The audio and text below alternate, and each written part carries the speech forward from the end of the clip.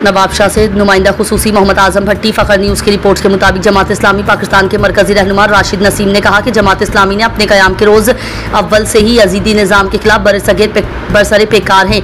हज़रत हुसैन रज़ियल्लाहु अन्हु ने खिलाफत राशिदा के बाद बिगाड़ को भांप लिया था, इसलिए उन्होंने करबला का सफ़र इख्तियार किया और इस्लाह अहवाल की कोशिश की। वो मुकामी स्कूल में जमात इस्लामी नवाब शाह की जानिब से पैगाम शहादत हज़रत हुसैन रज़ियल्लाहु अन्हु कॉन्फ्रेंस से खिताब कर रहे थे।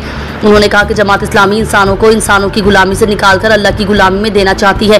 हज़रत हुसैन रज़ियल्लाहु अन्हु ने अपने साथियों के साथ यजीद के जुल्म के खिलाफ आवाज़ उठाई और ना सिर्फ जालिम व जाबिर हुक्मरान को ललकारा और कलमा हक बुलंद किया, बल्कि इस अहम फरीज़ा में अपनी और अपने घराने की जानों का नजराना पेश करके रहती दुनिया तक बेनज़ीर मिसाल कायम कर दी। आज जमात इस्लामी भी मुल्क में राइज जुल्म के निज़ाम और मजलूम अवाम के लिए जालिम व जाबिर हुक्मरानों से नमरूद आजमा है, जिन्होंने बिजली, गैस और पेट्रोल की कीमतों में आए रोज़ इजाफा करके 25 करोड़ लोगों की ज़िंदगी अजीरन बना दी है। 26 जुलाई को इस्लामाबाद में लाखों लोग हुक्मरानों के अवाम दुश्मन इक़दाम और अपने हुकूक के तहफ़्फ़ुज़ के लिए हाफिज़ नईमुर रहमान की क़यादत में निकलेंगे और धरना देंगे, जो कि फैसला कुन होगा। हुकूमत होश के नाखून ले और बिजली के नरखों में कमी के साथ तमाम टैक्स वापस ले। अब IMF की गुलामों को कबूल नहीं किया जाएगा। कॉन्फ्रेंस से खिताब करते हुए